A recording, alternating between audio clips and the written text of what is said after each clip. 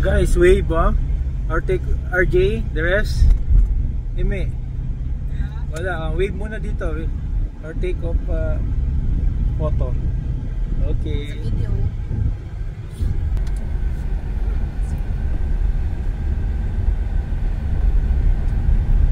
Pati yung kanilang under the railways, vibrant pa, nalagyan nila ng food stalls. Ito delikado kasi hindi pwede ka cross the street lang.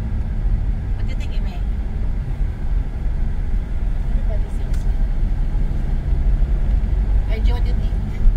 Yung ilan ng kanilang metro, may mga commercial because they expect naman people to cross the street anytime naman if they're hungry. Sa atin lang kasi wala tayo. Bawal ata eh.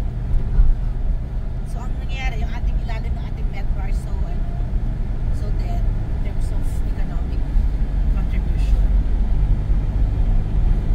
Diba sa Metro Manila, if you happen to be a property along the rail, wawa yung property mo, mag-boost ng value. Kasi there's no business activity. Walang tax. Diba? Sa kanila, may mga may commercial, diba? Kita mo yun? May mga commercial establishments below. So, vibrant.